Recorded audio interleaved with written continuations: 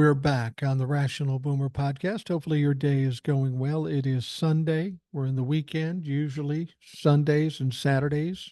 Kind of low key, not a lot happening. That said, we did have some things happening yesterday in the House of Representatives. Four bills were passed, and that was interesting on a number of different levels. And we'll talk about that in a little bit. Now, yesterday, I had a great day. My son had something to do, so my wife and I had to babysit our granddaughter, Junie. Now, my wife works, so I had to get there first, and it was just me and her for a time. And it was great. I walk in the door.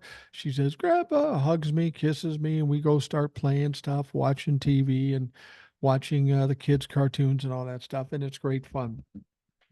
You might remember the story I told you that how she, when my wife happened to be there, she said, Let's play lion. Grandma, you be the mama lion. I'll be the baby lion. And she looks at me and she goes, You be the meat. Is that? So anyway, this time it's just me and her. Grandma's not here yet. And she says, Let's play lion. I go, Okay, it's just me and her.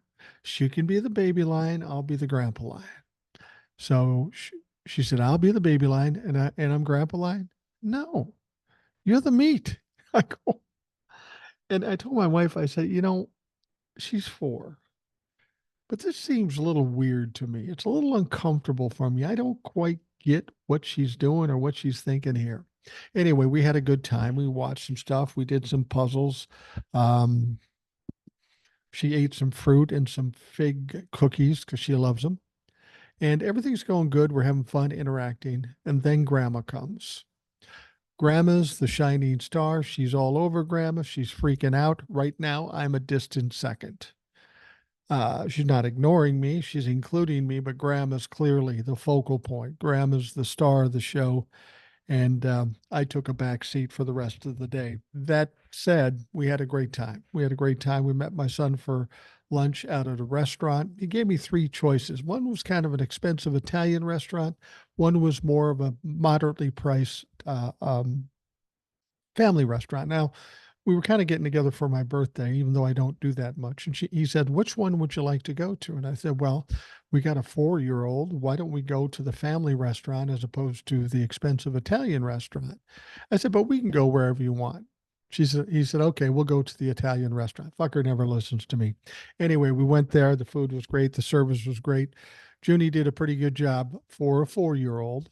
She's still kind of bouncing around a little bit, but it went great. We had a good time, and those are some of my favorite times when I get to spend time with family, specifically the little girl.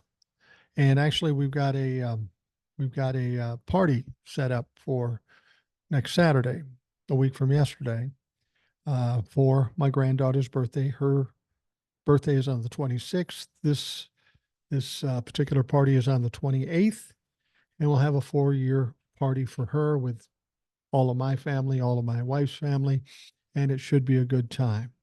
Fortunately, we have a party room here, and it's big and it's got everything you need. It's fantastic. And right next to it, through some sliding doors, is the pool. So it's great. The kids can just open the sliding doors. We go over with them and they go swimming. It's a fun time. The only thing is, last week we got a notice saying, yeah, the pool's closed for a time because the water quality in your town isn't good. And I presume that has to do with the fact that they were flushing the fire hydrants. So I'm hoping against hope that by next Saturday, the water's fine, the pool's open, and I don't get some serious shit, because it's not my fault, but I will take the brunt of it. Trust me on this one. Anyway, we're headed into another Rational Boomer podcast. I want to thank Howard for helping out yesterday. Howard's an interesting guy. I always like his perspective. He's got an interesting background. He has no qualms in suggesting that he had a period of time in his life when he ran astray of the law, spent some time behind locked bars. He has since gone on to rehabilitate himself. He has his own business. He has a wife. He has a family. Great guy, smart guy. And he's similar to me in the sense that, well, he's a few years younger than I am, but he looks like your typical baby boomer Trumplafuck. But he's not. He's a liberal. And he's even living in a rural part of Minnesota, which is saying something. Thankfully, he's a big enough guy, and nobody probably gives him shit, but everybody would see him coming like they see me coming, thinking, oh, there's one of ours. And then they find out they're not, we're not. And then they don't know what the fuck to do with that. Anyhow, we'll start things out. We've got a number of emails, as we always do. And I got to tell you, I love these emails. And a lot of people who write me say this is the favorite part. And I'd have to agree, it is the favorite part because it's a chance for you to interact and be part of the program as opposed to just sitting there and listening. And as I've told you many times before, your input is absolutely crucial to the quality of the program. It's not just about me, it's about all of us. That's what a rational boomer is. It's not me, it's all of us. All right, the first email starts out saying, hey, Mike, I've been getting very confusing news today, and I was hoping you might be able to make sense of it.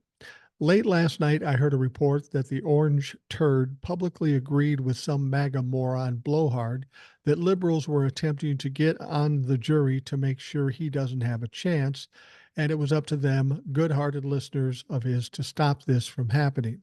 Knowing that's in direct violation of his gag order, I was very excited to see what Judge Juan Marchand would say. All I got was crickets. What the hell? There was a report that after the hearing this rant, one of the jurors stepped down. Still no words of reprimand. Did I miss something? I thought it would be a severe reaction, and as far as I know, it wasn't even mentioned. Well, first of all, you're right. It was not mentioned. Now, that said, there is a hearing scheduled for Tuesday to specifically discuss these violations. I don't know what's going to happen in that hearing, but here's what I will tell you. I don't know why he didn't just drop the hammer last week. That's what he should have done. But I think this judge wanted to get the jury in place so we could get the trial started. You know, if he was to make a mess of it now, then that would just add a delay to the start of the trial. And of course, that's what Donald Trump wants. So he wasn't going to give him that. I still think it's dangerous to let him run roughshod without any kind of reprimand, knowing that he's going to continue to do it. And if he's intimidating the jury or slanting the jury, that is a problem and can turn this trial into a fucking circus. So I'm hoping that Tuesday we get some action, and it's the kind of action that actually shuts him down. Well, who am I kidding? Nothing's going to shut him down. But here's what I'm going to say. Once they're into the trial on Monday, they're going to have the opening arguments and some other shit going on. Once that happens, if he starts to be disruptive and put on a show in front of the jury during the trial, that's when I think the judge is going to lose it, because it's his job to keep the trial running smoothly and not turn it into a circus. If Donald Trump insists on doing that, the judge will have no other choice, at the very least, to move him to another room and put him on video or put the fucker in jail, depending on how bad he is. So we'll see what happens. You didn't miss anything. You're right. Judge Marchand didn't say anything about it. In fact, he was asked about it, and he says, we have a hearing Tuesday. We will talk about it then. We'll see. The second thing, what has gotten into the head of our illustrious Speaker of the House? Did he miraculously grow a conscience after his trip to Mar-a-Lago to kiss a dirty diapered ass? He came back and is trying to push through funding for Israel and Ukraine, which he did. Those passed yesterday. The right side of the House is up in arms, but this and threatening it's going to be the last thing he does as Speaker, but he keeps pushing. I've written you past saying that sometimes feels like an alternate universe, and I'm getting that feeling again. Can you make sense of any of this? I've been looking all day for answers to these conundrums, but haven't found one. Why wouldn't want to be like Mike Johnson doing this? And what the hell am I missing? But with the Lord and Savior of MAGAtown not being warned or worse for his actions. Help me out, man. I just don't get any of this. Your friend Paul. Well, here's the thing. You say the right side is against this funding for Ukraine, and that's kind of a misnomer. The entirety of the right side is not. It's just a small faction of people, the MAGA fucks. You know, we're talking 8 to 15 people max that are against funding Ukraine. And I'm going to go a little deeper into this. I have another email coming up of somebody who sent me, Z-Man sent me a video that I watched, and we're going to talk about that in a little bit. But here's the deal. Mike Johnson knows what can really happen if Russia gets free reign in Ukraine. And he knows that's going to stain him for his legacy is going to be shot if that happens. And he knows the right thing to do is to give money to Ukraine to help protect this country and the world. And yes, we know MAGA has threatened to take a vote of no confidence, a vote to vacate, and that will be hanging over his head. However, I have a feeling that the Democrats made a trade. They want this Ukraine stuff done, and they're running out of time. We have very little time left in this session. Very little is going to get done anyway. So I'm thinking what they did is say, look, just get the Ukraine thing done and the Israeli thing done and all the rest, and we will make sure that they don't kick you out, because not everybody in the Republican Party is going to vote to kick out Mike Johnson. The vast majority won't. The MAGA fucks will. The only way MAGA wins is if all the Democrats vote against Mike Johnson, which is what they normally do because they're not going to help Mike Johnson keep his job, and then the MAGA fucks do it. So half of the House, meaning the Democrats, votes against Mike Johnson. They get 6 or 8 votes, and he's gone. Well, if the Democrats don't cooperate with that, then MAGA's got 8 or 10 votes, and they don't have a chance. So that's probably why, but there's more to this story that's kind of intriguing. And when I get to that email, we'll talk more about it. All right, the next one says, RB, I was listening to your podcast today, as I have been since finding you on TikTok. I was especially struck when you were talking about the economy. I am an enrolled agent. You probably have never heard of an enrolled agent, but that is a tax professional licensed by the IRS. I am very well aware of enrolled agents. I had an accountant who was an enrolled agent at one time. He's since passed away, but I'm very familiar with it, and it's a good kind of person to be on your side. Email goes on to say, I've prepared over 360 returns so far this year, and I've never seen a better year for an increase in interest and dividends. They're at least quadrupling from the prior year. This is making people with money a lot more money. I wanted to reach out to you before, however, with tax season in full swing, I have not had the time. I would love to talk to you about taxes. My real name is in my email, but if you reference me, please call me Sherlock J. That is how my other tax friends refer to me. Just to let you know, I am a boomer born in 1963. I have lots more to say, but not the time to type everything out. Happy belated birthday, Janice. Well, Janice, thank you for that.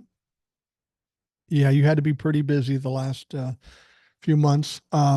If you're suggesting you'd want to come on the show, more than happy to have you on the show. In fact, at some point in the near future, it would probably be a good thing to have somebody with your background and expertise.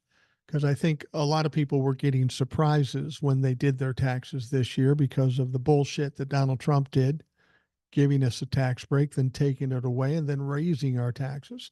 So, Janice, all you have to do is what everybody else does. Send me an email, say, Mike, I'd like to be on the show. We work out when and where, when we can do it. I send you a Zoom link, you connect up, and we have a conversation. And I would love to do that. I think, there might be some interest in that. Of course, we talk about politics too, since you're a boomer of my relative age. We can talk about some of the things going on and the economy a little bit, and of course, taxes for the future. Thank you, Janice. I appreciate it. Next one says, Hi, Mike. I like this one. Hi, Mike. You do a pretty decent podcast by yourself, but when Old Soul joins you, that takes your podcast to a whole new level. Jack T. Well, I can't do anything but agree with you. I've said that before. Anytime I have listeners on the show, it makes the show that much better and makes me look better. So I can't disagree with you there. Next one comes from Steve in Canada. Hi, Mike. I love the show. My favorite part of the show is the emails. See, I just wanted to touch base, as you say you read them all, but I sent one and never heard you read it. It's possible you did, but I believe I have watched all or a reply. Just wanted to make sure that they're not going to junk. Anyhow, keep up the great work, Steve in Canada. I do try to read every email, every email. I don't typically reply in email. Sometimes I do if it's something that I don't think the people want on the air, but generally I save the answer for the show. If you did send an email before and I didn't read it, I either didn't get it or I missed it somehow because I'm not the sharpest tool in the drawer or the shed.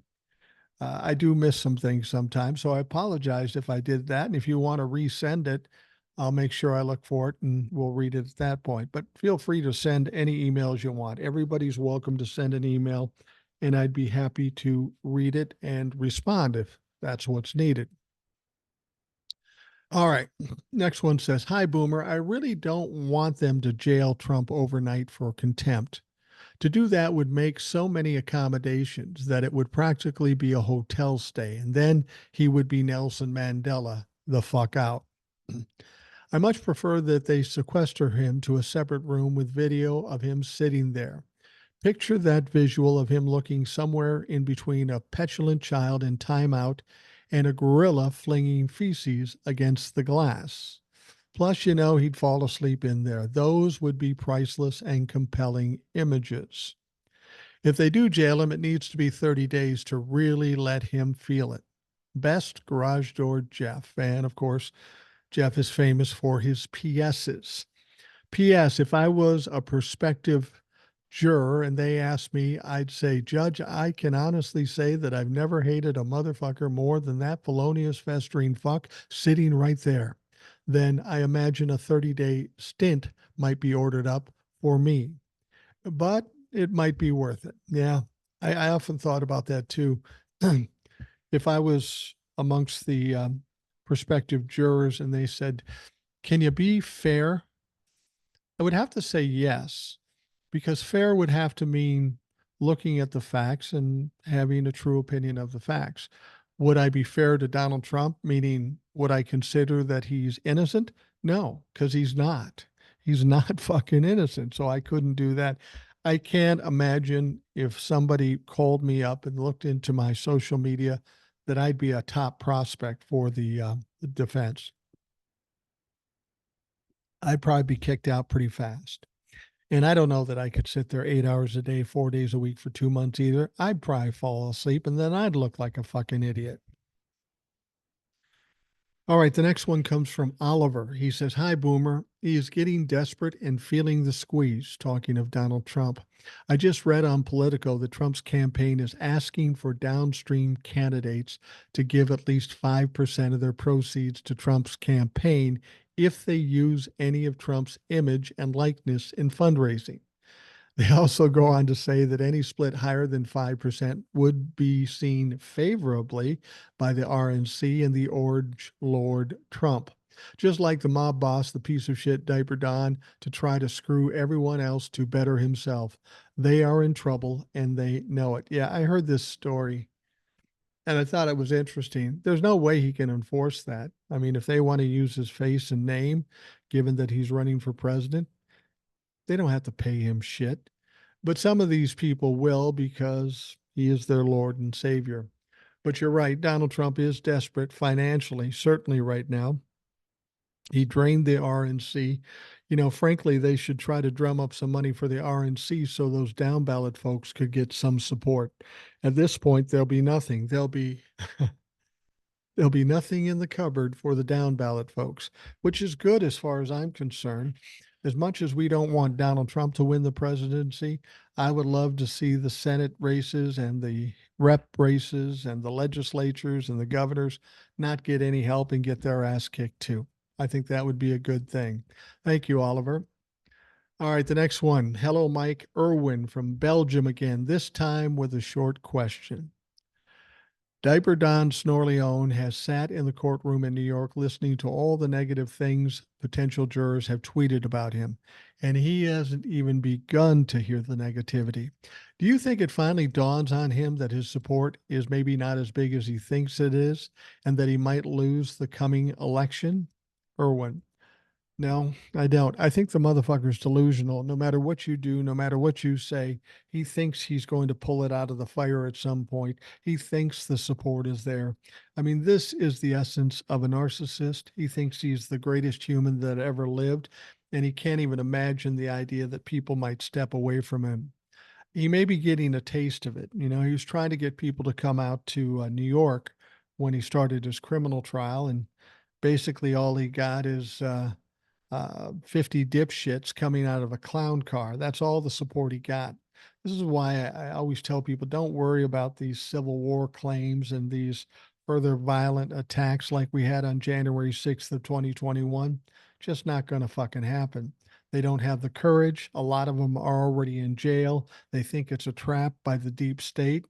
And they know that Joe Biden is going to react dramatically different than their Lord and Savior Donald Trump did on January 6th.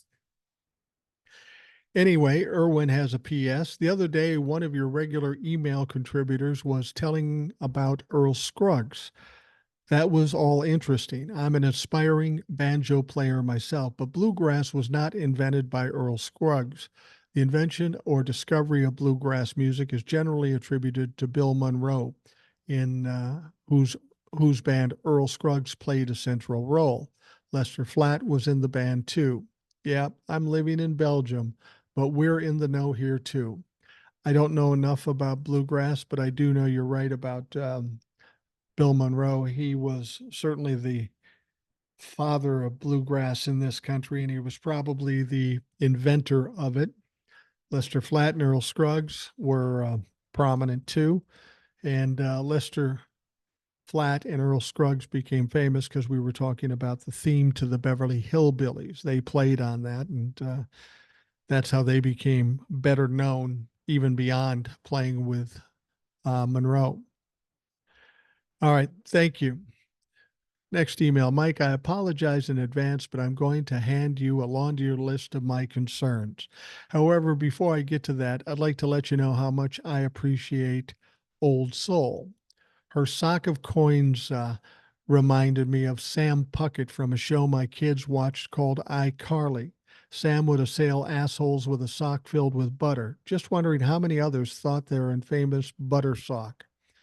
In reference to the election interference case, I think they should give Trump an Afghan and Bernie Sanders mittens to keep him warm and an Etch-a-Sketch to keep him occupied. On a more serious note, is there no way to better anonymize the jurors? I'm certain it will seem preposterous, but couldn't they sit behind a one-way mirror or something? These poor citizens must be horrified. I don't know if they can do that. I don't know if they should need to do that. I mean, once the judge does his job and puts the hammer down on Donald Trump, hopefully that would be the end of this issue. Now, in a different vein, I'm wondering if Biden will consider balancing not packing the court if he gets a Democratic Senate or House. I say balance because the court has already been packed. I'm getting slightly disappointed with some high ranking officials' reluctance to go against unwritten rules of decorum when Republicans are bare knuckle brawlers. This holds for Merrick Garland as well. I'm sure he wanted to avoid appearing political, but he's bent way too far in the other direction. My God, we have a man running for the presidency that tried to overthrow the fucking government. My next concern is multifaceted. How can we ever hope to fix democracy so that government represents the majority of the voters when we must deal with the Electoral College, gerrymandering, voter suppression, lobbyist money in politics? Well, that's a good point. You know how we deal with it? Think of those things. Who supports all those things? The Republicans. Any effort by the Democrats to change it or adjust it or alter it, they block it. So that's why I say when it comes to the election in November, we must eradicate the Republicans from the House and the Senate, the legislatures, and the governor's jobs all around the country. Then at that point, it will be on the Democrats to fix these problems. The Electoral College is antiquated. We don't need it. Gerrymandering is tantamount to illegal. Same with voter suppression. And the money in politics, that needs to stop. We've tested that out. We've tried that with the Citizens United and all this other shit. and it's clearly working against the country and all of us. We need to fix all those things, but we can't do it as long as the Republicans are still in a position to block it. Lastly, as I stated in a previous email, I didn't used to pay any attention to politics before Shitstain was elected. For the past 8 years, I've become far too preoccupied with wanting to see Trump brought to justice. He embodies so many characteristics of people who have hurt me. I listen to your numerous podcasts, and I'm so happy to have found yours. Some, such as Countdown with Keith Oberman, raise my blood pressure and leave me raging, while others, such as Sisters in Laws, are more a matter of fact and don't aim to infuriate. Do you have any advice on how to disengage while staying informed? Thanks for what you do, Tanya from Cleveland. Well, I'll tell you what I do. I just, first of all, I don't worry about things that I can't control. And there's so much of this I can't control. So the only thing I can do is better inform myself. And that's really the essence of what I do with TikTok and the podcast. It would appear as though I'm doing it for all of you. I'm trying to boil things down to specific terms and understand the facts. But whether I was doing a podcast or TikToks, I'd still be doing it anyway, just for my own sanity. Now, I'm not one that gets all riled up about things. I don't get real emotional about things only because I know it doesn't matter and it doesn't help. But other than listening to the Rational Boomer podcast, the TikToks, and some other people that do things similarly, what I do, this is what I do every day. I watch the mainstream stuff to find out what the stories are. But I'm not happy with what MSNBC or anybody else tells me. Once I know the story and it sounds interesting to me, then I start digging around. I'll look at AP, I'll look at HuffPost, I'll look at Raw Story, I'll look at Reuters. Some places I know that I can trust that actually try to be journalists.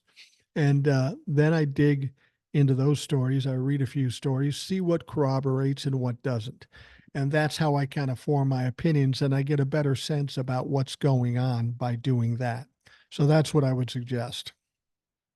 All right, next one says, hi, Mike. There was a report out that the Democratic NATO Congressional Committee out fundraised the Republican National Congressional Committee by almost $12 million in the first quarter. The Democrats have almost $16 million more in their war chest compared to the Democrats. You must have meant the Republicans there. Several Democratic super PACs raised almost $7 million more than the comparable Republican super PACs. That coupled with another story I heard. Apparently, Dirty Diaper Donnie and the RNC are telling Republicans running for office they need to give Donnie at least 5% off the top from any donations they receive, especially if they use his name, image, and slogan. Anything above 5% would be looked on favorably. Yeah. We'll smile at you if you send us more. And of course, the other emailer brought this up, and it sounds absolutely crazy, but it's absolutely true. That's how Donnie Trump's minds work. How can I make a buck off of anything? And I should make more than you because of the Trump brand, and I'm Donald Trump.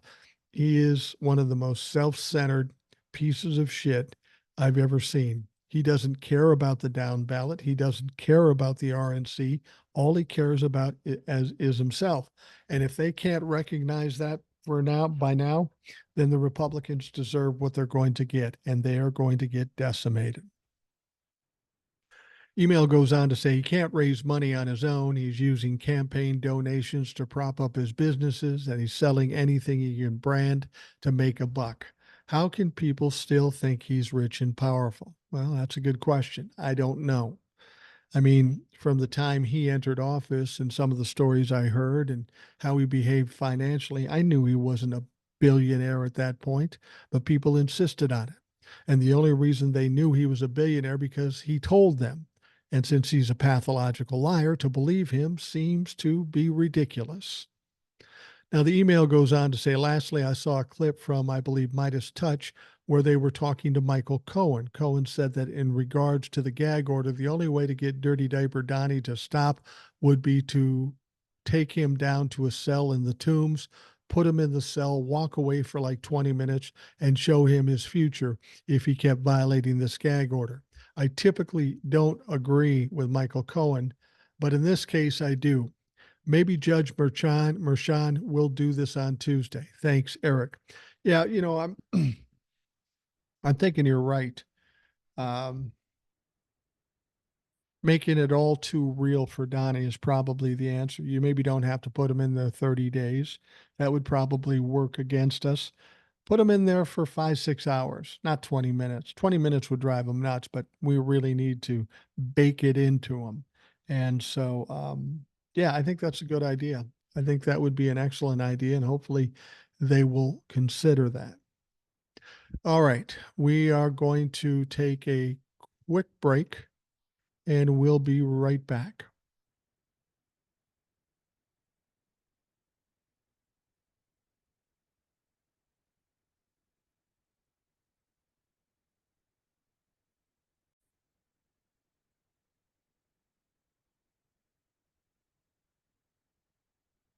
We are back on the Rational Boomer podcast. We're continuing on. We have a few more emails to get to. We're getting a lot of emails these days, and frankly, I'm glad of it.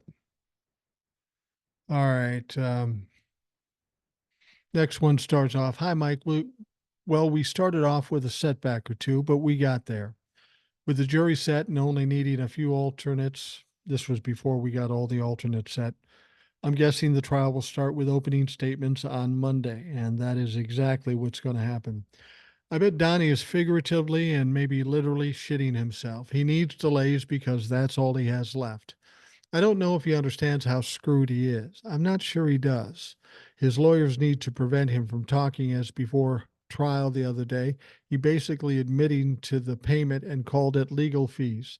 He might have the right to remain silent, but he definitely doesn't have the ability. There is a hearing next week on Tuesday on whether or not he's violated the gag order, which the prosecutors are saying he's violated 7 times now. They need to increase the gag limits, maybe physically gag him or toss him in jail. He won't stop until he's forced to. Did you see the report that he had to be admonished by his own attorneys for being on his phone during court? Apparently, he even took a call as the trial was starting today. I'm not expecting him to get through the entire trial without being removed from the court and being forced to watch from a separate room, maybe with a coloring book or something to keep him entertained. Lastly, I'm starting to post my TikToks on my YouTube page now. I started tonight after it seems like TikTok throttled a lot of the creators' videos, including mine. As of the writing this, my last 6 videos haven't got past 5 views. So I'm starting to branch out, and if anyone wants to check out my stuff, it's on TikTok or YouTube at the Analytical Iowan. I'll spell it for you: ANALYTICALIOWAN. Check it out. That's Eric. He does some great stuff. You've heard him here on the podcast, and you can see him on TikTok and YouTube. And you know what, Eric? I'm kind of with you with the TikTok thing.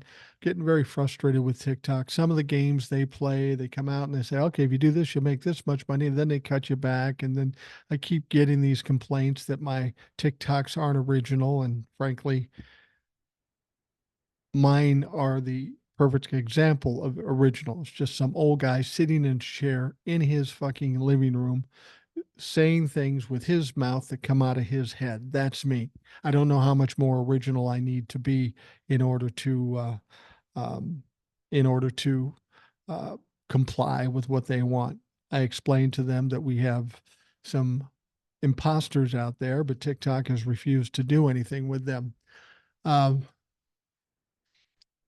I'm with you, Eric. I'm feeling stronger about YouTube than I do TikTok these days. Not that I'm going to stop doing the TikToks. I'm going to continue doing them, but I'm going to put some more effort into YouTube because I feel like it's a more stable platform and you don't have to deal with as much bullshit. I agree with you. I'm with you, Eric. Anyway, next one comes up. Mary. She says, "Hey, Boomer, just wondering about your thoughts on Steve Mnuchin's intent to buy TikTok." Well, you'll remember that slimy ass piece of shit, Steve Mnuchin. He was Donald Trump's Secretary of the Treasury. He's a wealthy guy who's scamming money always. And he came out the last time they talked about forcing TikTok to divest, suggesting that he'd like to buy it. That's probably going to go over just like Elon Musk buying Twitter. I mean, this guy is a slimy right wing Republican. Let's hope Steve Mnuchin is on the hook at some point after the election for an indictment. I know he doesn't have enough money himself to buy it, but he can pull enough of his rich, creepy fucking friends, and they probably could get enough to buy it. But here's the problem with it, they make it sound like TikTok is owned by China completely. China, I think the government of China or people in China own maybe 20%. The rest is a bunch of investors, some of them even American investors. So I don't know what they expect to happen. If Steve Mnuchin or anybody else from America is going to buy TikTok, they're going to have to cut deals with quite a number of investors. And I just don't see that happening. I don't really think they're going to ban TikTok. That would be a political suicide. 170 million Americans use TikTok. You piss off half the country. That doesn't go too well in terms of votes. If they proceed to try to cancel or ban TikTok, here's what I'm going to do. I'm going to focus on doing nothing but helping the Democrats win in November. But once they win in November and they have control of the House and the Senate and the presidency, once we're beyond that and we are safe, then I guarantee you everybody that voted to shut down TikTok, they're going to be on my shit list. I'm going to talk shit about them regardless of if they're Democrat or Republican because they need to be admonished. You know, it's real easy to say, well, China's influencing TikTok, but the fact of the matter is, we know Russia is influencing this country through Facebook. Why aren't we dealing with Facebook? They're just as dangerous. Maybe Russia doesn't own Facebook, but they're still using it to their advantage, and we have proof of it. Secondly, if you're really worried about China being involved with TikTok, how much of what we deal with every day, from food to products to cars to all kinds of shit, do the Chinese own? If we're going to ban TikTok, we might as well ban all those motherfucking things too. But they won't do that. This isn't about China. This is about people like Mark Zuckerberg and Elon Musk being butthurt because TikTok is kicking their ass.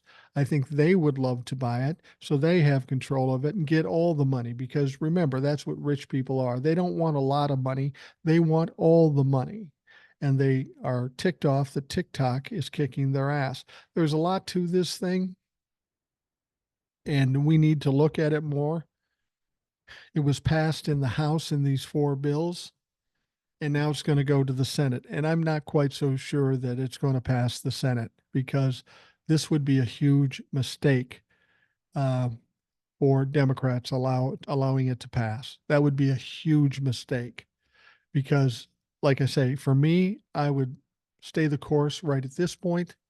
But as soon as we're safe and past November, I'm going to call out every fucking Democrat that did it, because they're only doing it for one reason.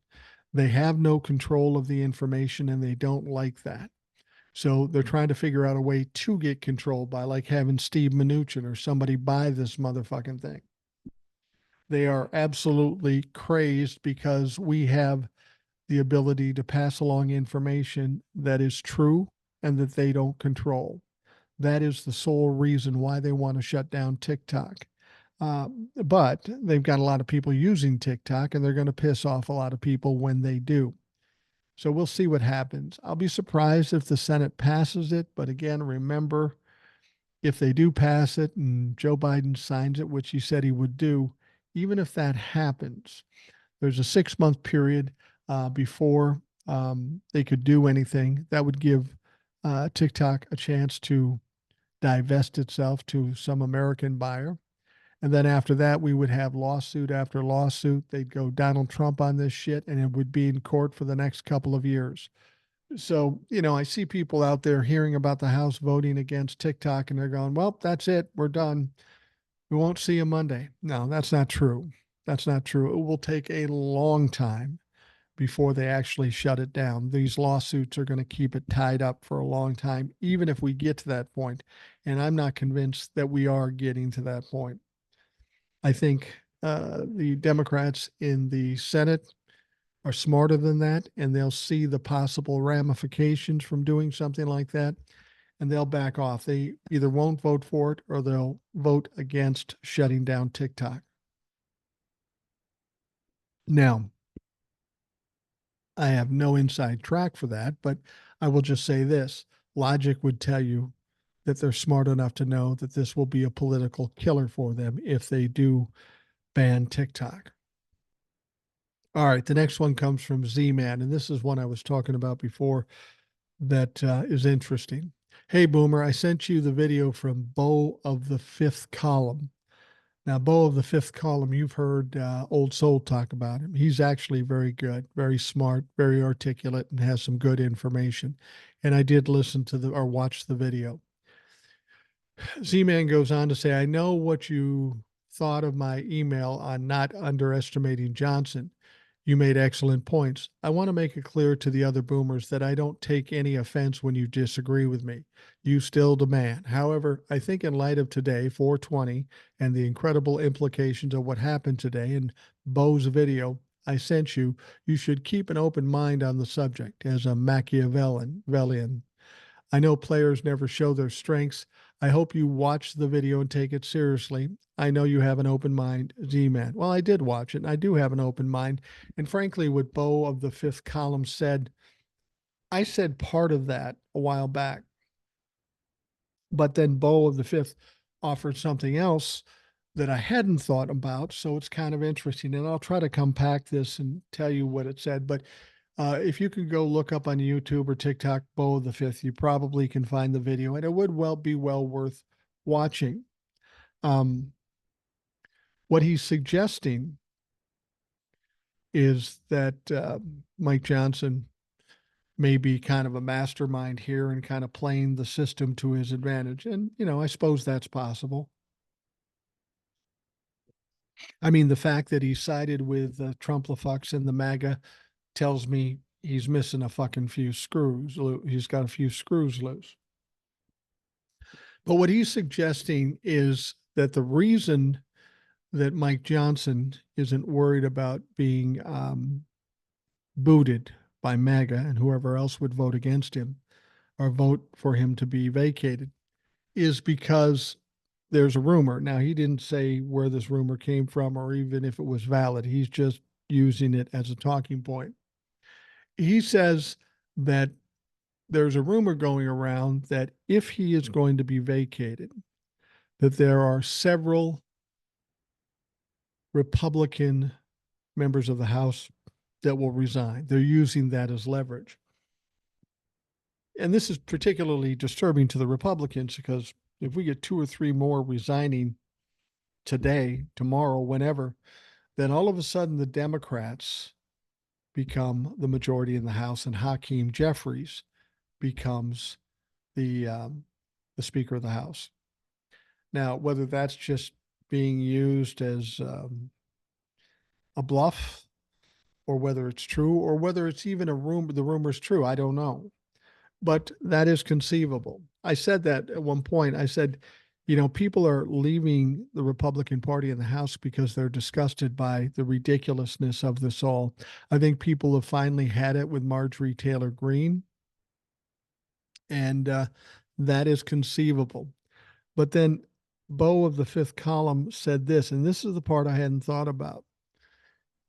It's bigger than getting the majority in the House of Representatives because the Democrats already have the majority in the Senate. If they got the majority in the House of Representatives, Bo of the Fifth Column, and I'm not sure if this is true, but it's conceivable and makes some sense, that the House, now that the Democrats have the majority, could have a vote to call what Donald Trump did on January 6th as an insurrection, which would take him off the ballots all over the place in spite of what the Supreme Court said.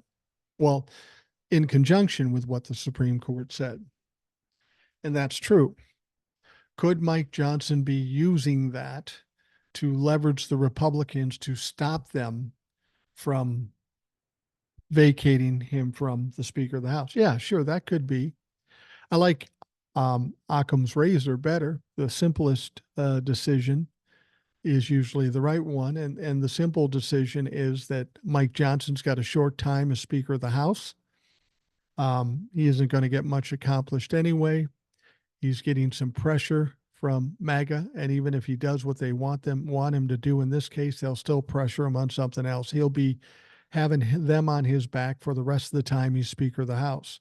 The simple thing would be to say that the Democrats really wanted the Ukraine funding to go through. I mean, it's been a long time, and it's getting a little sketchy in Ukraine. They're running out of weapons and artillery and money and all kinds of things, and they're in trouble of Russia running roughshod over them. So the Democrats really wanted to get this Ukraine thing done. And the only way they can do it is if Mike Johnson put it up for a vote, which he did yesterday, and it passed. The simpler explanation would be the Democrats saying, look, if you put up the Ukraine bill, let people vote for it, and the Israel bill and the humanitarian for Gaza bill. If you do that, then we will make sure on our side of the house that you're saved. You have to understand what happens, why MAGA is in a position to kick Kevin McCarthy or kick Mike Johnson out. Now, not all Republicans are going to vote to boot Mike Johnson. In fact, most of the Republicans probably wouldn't vote to boot Mike Johnson. They got a bad taste in their mouth. They don't have a stomach for it. But in a situation like this, like the situation we had Kevin McCarthy, that all Democrats voted to boot Kevin McCarthy. They would not save him. So the Republicans didn't need all the Republicans to vote for it. All they needed was the MAGA fucks, the 8 or 10 of them to vote, and he's gone. So if the Democrats say, you know what, we're going to vote to stick with Mike Johnson, then those 8 or 10 votes aren't worth a shit because there'll be some other Republican votes intended to save him. So you can look at it either way. Is Mike Johnson a mastermind? I don't know. It doesn't really matter if he's a mastermind in my mind because he's nothing but weak. The Republicans are weak. They haven't been able to pass anything without the help of the Democrats. I don't know what kind of game he's going to pull himself out and the Republicans out of the fire here because they just don't have enough power. They don't have enough leverage. Some people have said, well, when we get to January 3rd, he just won't give the oath to the new Democratic members of the House, and then he'll give it back to the House of Representatives when the Republicans are in the majority, and then they'll not give Biden the win. And that's absolutely ridiculous. That's something a Republican would say, and if you believe that shit, you're being duped. Fact of the matter is, on January 3rd, if we have a Congress that is duly elected and Democrats have the majority, well, then Hakeem Jeffries will be the Speaker of the House on January 3rd. Secondly, I told you about a rule or a law that's out there. I don't know if it's in the Constitution or what it is, but it said that no Speaker of the House and no majority leader in the Senate can refuse to give the oath of office to a duly elected candidate. The only thing they can do is give them the oath and then afterwards try to ban him or her from the body. So what Beau V said is interesting. And he does give some things that maybe make some sense. And maybe it's true. I don't know. I may be short-sighted on this thing, but it's such a shit show in there to think that there's some master strategy that they're playing in this chess game, this 3D chess game, just to get something. I don't know what Mike Johnson could ultimately get, what this mastermind could gain by what Beau of the Fifth Column is saying. It's something to think about, certainly, but I don't know what the end game is. How does Mike Johnson win at this? He can't win. He's too weak. The Republican Party in the House is too weak, as is illustrated by the fact they can't pass anything without the Democrats. Now, the idea that if they do try to vacate Mike Johnson, that some other Republicans resign on the spot just to stick it to the Republicans and because they're sick of it. I said that about 3 weeks ago. That's conceivable. We've got people already resigning because they're frustrated. It would not be surprising if a couple of them, or maybe three of them, did that if they did this to Mike Johnson. Look, kicking out Mike Johnson right now is not a good move. It's not a smart move. They have nobody to replace him with. And they could sit there for the next 6 months without a Speaker of the House, basically um, basically making the House of Representatives absolutely worthless because you can't do anything with the Speaker of the House. I don't honestly know what the answer is. I prefer to look at the more simple answer instead of the more salacious and sensational one. It'd be great to think that there's some mastermind thing going on, but this is what I think we've always given Donald Trump and the Republicans too much credit. But time after time, they make stupid moves like overturn or overturning Roe v. Wade prior to the midterms elections. They really thought people would forget about it and they'd do great in the midterms. Didn't fucking happen. I told you that months before. Didn't take a genius to figure that out. And if Republicans are this short-sighted or this unwilling to admit they're wrong, to think they've got some master plan now, I just don't get it. And I guess time will tell. All right, we talked about what the House of Representatives did yesterday, and we can give you the specifics now. The House of Representatives approved a $60.8 billion package of aid for the embattled country of Ukraine on Saturday. This ended a months-long attempt by Republicans to leverage the Ukraine money to extract concessions on border security from the White House. Now, we know the Republicans did not want to give Ukraine money. Well, who else doesn't want Ukraine to get money from America? Well, that would be Vladimir Putin. So the Republicans are doing the bidding of Russia and Vladimir Putin. You feel good about that? Fuck, I don't. Now, the overwhelming bipartisan vote, 311 to 112, was never in doubt, even as the path to get to the vote was a long and circuitous one beginning in September. The issue wasn't of whether or not it was going to pass. That wasn't the issue. The issue was whether Mike Johnson was going to put it up for a vote or pull a Mitch McConnell and leave it on the desk for 6 months. That's kind of what he did anyway. But he decided to put it up. He got pressure from the Democrats. And I think he got some assurance from the Democrats that they would not let MAGA kick him out. Now, as in the past votes, the final tally was bipartisan, but weighted toward Democrats. See what I mean? The Democrats are the ones that helped pass this for the Republicans, not the Republicans taking control. 210 voted in favor, joined by 101 House Republicans. A majority of Republicans, though 112, voted against the aid, while no Democrats did. So Mike Quigley, a Democrat from Illinois, said, "This is now up to the American people." He's a co-chair for the bipartisan Congressional Ukraine Caucus, noting that money should be enough to get Ukraine past the U.S. elections later this year. The decision in November will be a decision for Ukraine and Eastern Europe and NATO. That's the next turning point. Now, the bill is one in a four-part $95 billion package, which also includes $26.4 billion in military aid for Israel and $8.1 billion for Taiwan and other Asian allies. Another bill in the package also allows for the confiscation of official Russian government assets in the U.S. and requires social media so the social media app TikTok to divest its U.S. operations from the Chinese owners or face a ban. We talked about TikTok. I don't know what to think about it. I think if they do ban TikTok, it is going to be a horrific mistake by Democrats and Republicans. Once we're past this November election, those people who signed on to shut it down are going to pay a hefty fucking price. And I'll be the first one to be calling them out, whether they be Republican or Democrat. not because I'm a huge supporter of TikTok. TikTok is a means to an end for me. TikTok was a way to get me out there so that I could ultimately do a podcast.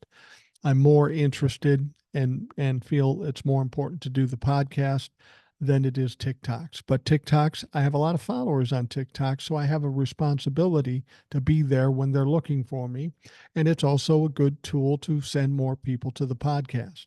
That said, I'm not opposed to doing the TikToks, whether I'm doing them on TikTok or not, and putting them on Instagram and Facebook, and most importantly, YouTube. I'm feeling stronger toward YouTube these days because I can do the same thing that I do on TikTok. The only difference is I don't have as many followers on YouTube. But as I've told you before, how many followers I have isn't an issue to me.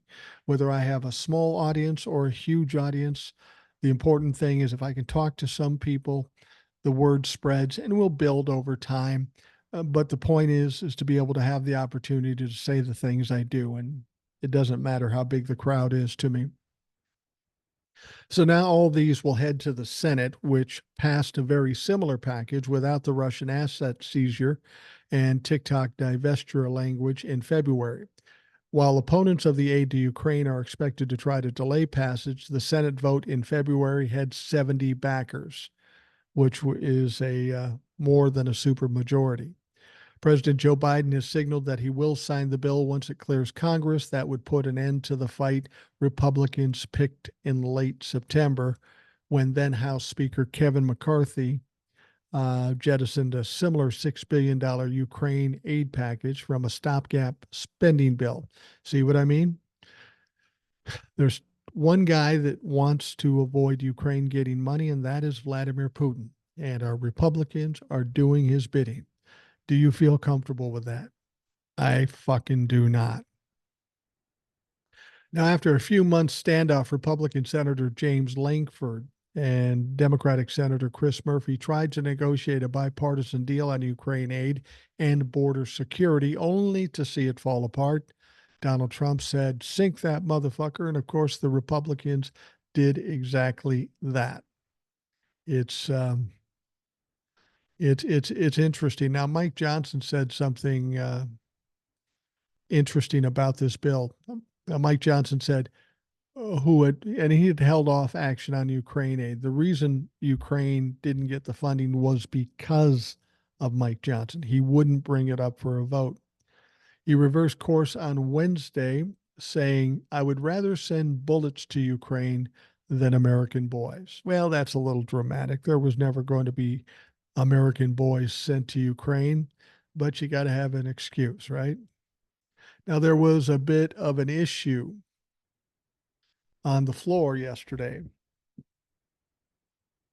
Marjorie Taylor Greene said, "We had members of Congress in there waving the Ukrainian flag on the United States House of Representatives floor while we're doing nothing to secure our border." Well, we're not doing anything to secure the border, Marge, because of you and your Lord and Savior, Donald Trump. Had nothing to do with the Democrats. I think every American in this country should be furious. I think every person in this country should hate your fucking guts, you Neanderthal little bitch. I'm just saying. But they have to find something to be upset about. So the fact that these flags, these Ukrainian flags, were being waved, they're trying to make it sound like, well, it's un-American and that shouldn't happen in the House of Representatives. Really, Marjorie? Really? You're worried about the Ukrainian flag when you're up there showing naked pictures of Hunter Biden and dick pics from Hunter Biden? You're the one that should be talking? I think not, you piece of shit.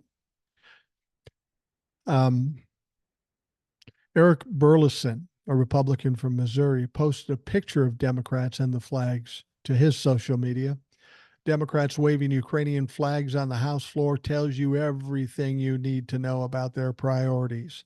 He wrote, "Ukraine first, America last." Yeah, nice try on that, bitch. Nice try. These people, fucking A. Now, moments after the Republican majority House passed the funding bill, as I say, Marjorie Taylor Greene is losing her shit because of the Ukrainian flag being waved. Now, I don't know if that's a bad thing or a good thing, but I understand the point. And some of the things the Republicans have done in the House of Representatives, I mean, I don't know, George Santos, Kevin McCarthy, Marjorie Taylor Greene, Lauren the Groper Boebert. You have a lot of, it's very rich that you would get pissed off about Ukrainian flags when all the crazy, stupid shit you do.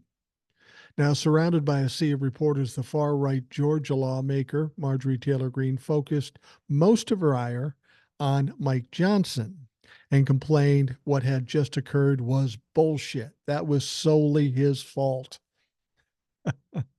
Bullshit. Isn't she the one that asked for decorum? Little decorum? Yeah. Well, that's a little outside of decorum, I would think, Margie. Brief update. We heard about the story about the guy during the lunch break of the Trump election interference trial in the Manhattan district. They took a lunch break, and then a man went into the park across from the courthouse, threw up a bunch of propaganda pamphlets, doused himself with an accelerant, and set himself out fire outside the courthouse where former President Donald Trump was on trial. Well, that gentleman died. And it's not surprising. If you saw any of the video with the flames, it was absolutely huge. How he survived as long as he did, I don't know. Still, there were people trying to say that he was a Trump humper. He was not. He was a conspiracy theorist, to be sure, but I don't think he liked the Democrats or the Republicans. He was a registered Democrat, but he was talking about elites and the rich and how they're trying to take down this country economically. Now, he has a manifesto that was online. He did some videos. He was not a Trump humper at all. He wasn't a smart guy or a good guy. Well, actually, he was a smart guy. He had a tech background. He's educated, but somehow he went off the edge there. And people will say, well, he wasn't crazy. Look at all this stuff he did. Look, a guy douses himself with accelerant and lights him on fire. I think it's safe to say that motherfucker's crazy. Anyway, he died. And apparently he got what he was looking for, attention. And that's why he did it where he did. It had nothing to do with the trial other than the fact that he knew that everybody would be focused on that area during this trial. He knew he would get the attention. He thought he was doing something. He thought he was doing something good for the country. And he essentially committed suicide by doing what he did. That's all. To suggest this was a Trump supporter that was desperate because his Lord and Savior was being persecuted, that's not what happened. Much as people will want to have you believe that's what happened, that's not what happened. Now, it's interesting. We're getting to the end of the Rational Boomer podcast, but I wanted to bring this up. Donald Trump, in his trial, was firmly scolded by the judge in his criminal hush money case. And he was also warned that he might go to prison if he doesn't show up at the next hearing date, according to an investigative journalist. And this is particularly interesting because Donald Trump thinks he's above everybody. He thinks everybody should pay him homage because he's a former president. Well, this judge isn't having it, and he's not going to take any bullshit.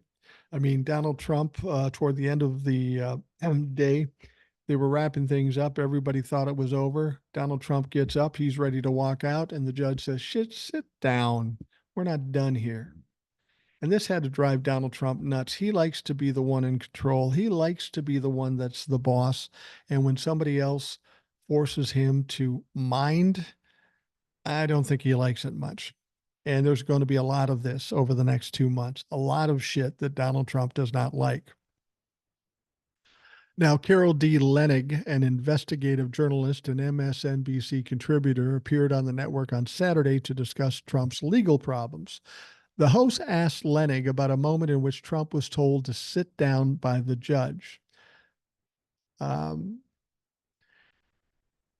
And she went on to say he's not in the driver's seat. He has to sit in his chair and not allowed to leave except for when the judge dismisses people.